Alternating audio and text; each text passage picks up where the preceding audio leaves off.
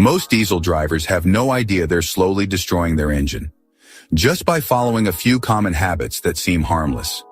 Diesel engines are powerful, reliable, and built for longevity, but only if you treat them right.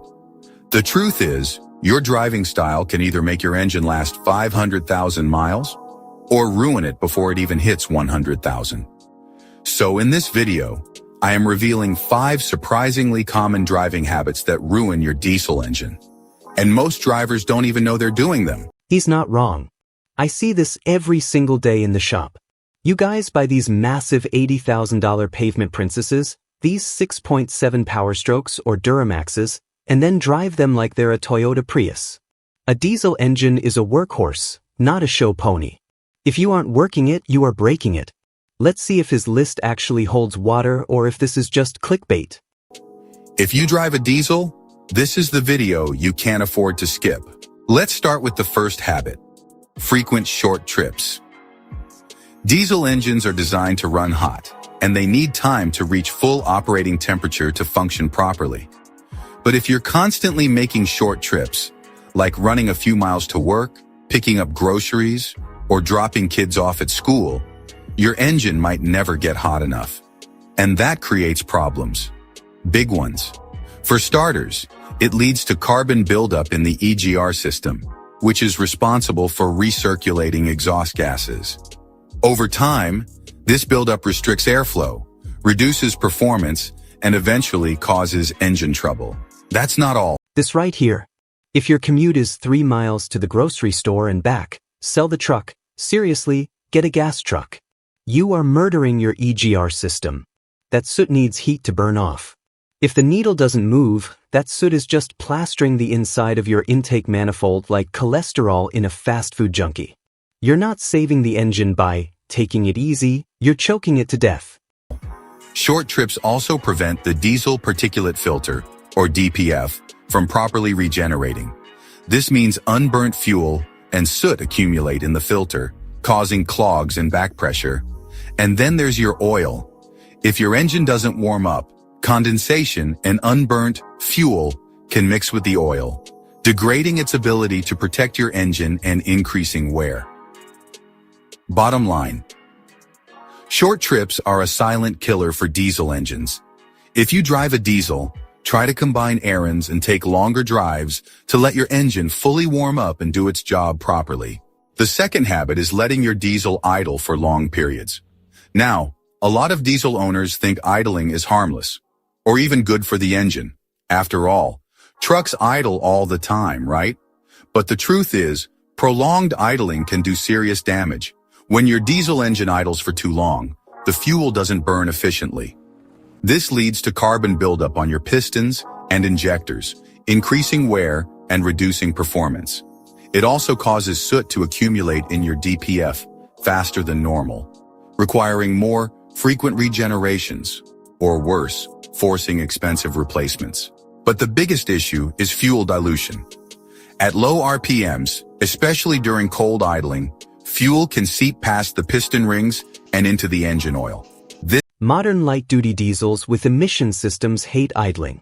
It's called cylinder wash. You're literally washing the oil off the cylinder walls with raw fuel.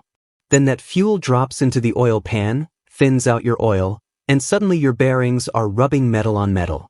This thins the oil out, reducing its ability to lubricate and protect engine components. Not good. So if you're stopped for more than a few minutes, shut the engine off. It saves fuel and extends your engine's life. Habit number 3 is one that's dangerously easy to overlook. A lot of diesel drivers assume that because these engines are built tough and because modern synthetic oils are better, they can go 10,000 to even 15,000 miles between oil changes. And to be fair, that's often what the dealer or manual suggests. But here's the truth. Don't listen to the manual. I don't care what the dealership tells you. Oh, it's synthetic. You can go 15,000 miles. That is a lie designed to get your truck out of warranty so it blows up and you have to buy a new one. Oil is cheap.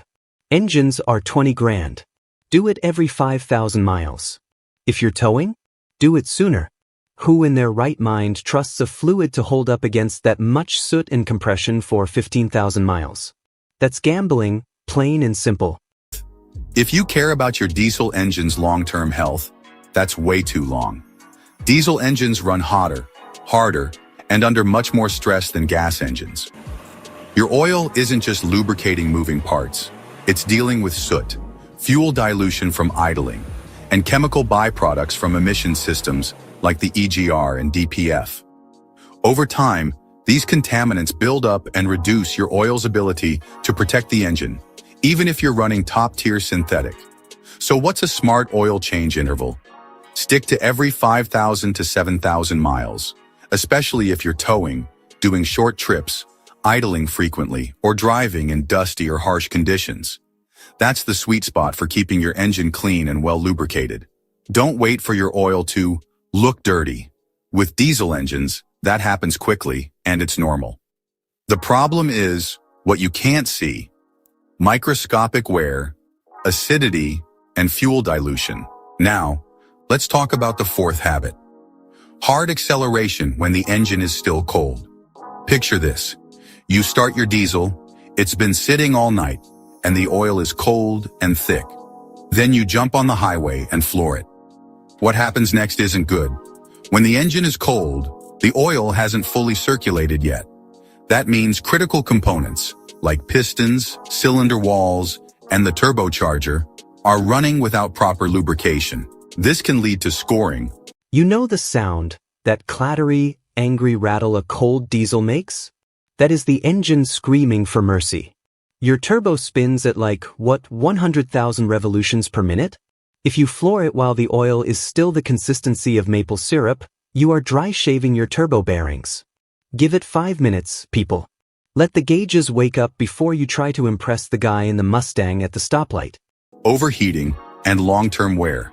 Not to mention, diesel engines operate under high compression, so the added stress of full throttle acceleration when things haven't warmed up only makes matters worse. The turbo especially takes a hit here. It spins at extremely high speeds, and running it hard before it's lubricated can drastically shorten its lifespan. So what's the solution? Simple. Be gentle with the throttle until your engine reaches full operating temperature. That gives the oil time to thin out and do its job properly. It's a small change, but it makes a huge difference. Habit number 5 is one that even experienced drivers often overlook: not letting the turbo cool down. After a long haul, towing, or a high-speed drive, your turbo is blazing hot. If you shut the engine off immediately, the oil inside the turbo essentially gets cooked. This is called oil coking, and over time it creates hard carbon deposits that clog oil passages, reduce cooling, and destroy the turbo bearings. Once your turbo goes, you're looking at a major repair bill. This is the one everyone forgets. You just pulled a 10,000-pound camper up a mountain pass, you pull into the rest stop, and click, engine off. Congratulations, you just turned the oil inside your turbo into a briquette. It's called coking. It blocks the oil lines, and next time you start it, boom, no oil flow. Bye-bye turbo. Easily into the thousands. But here's the good news. It's easy to avoid. Just let your engine idle for 30 to 60 seconds after hard driving. This keeps oil flowing through the turbo and lets it cool gradually, preventing coking and protecting the turbo's longevity. Some diesel vehicles have turbo timers for this reason, but even if yours doesn't, a short idle period can make all the difference. Bonus habit is ignoring fuel quality. Diesel fuel isn't all created equal, and using poor quality or contaminated diesel can destroy your engine from the inside out. Dirty fuel can clog injectors, damage your high-pressure fuel pump, and fill your filters with sludge. Water contamination is especially dangerous. It leads to corrosion in the fuel system and poor combustion. And don't think fuel from every gas station is safe. Some cut corners or have poorly maintained tanks. That's why it's important to buy diesel from reputable stations, use fuel additives if necessary, and regularly drain your water separator. Real talk? This might be the most important one. The high-pressure fuel pump on these modern trucks, the CP4 pumps, they are incredibly fragile. One bad tank of watery diesel from Sketchy Joe's gas and bait shop, and you just sent metal shavings through your entire fuel system. That's a $10,000 repair bill because you wanted to save 3 cents a gallon. Go to a busy station where the trucks go. Fresh fuel matters. Diesel engines rely on clean, pressurized fuel to run properly, so make sure you're giving them the best.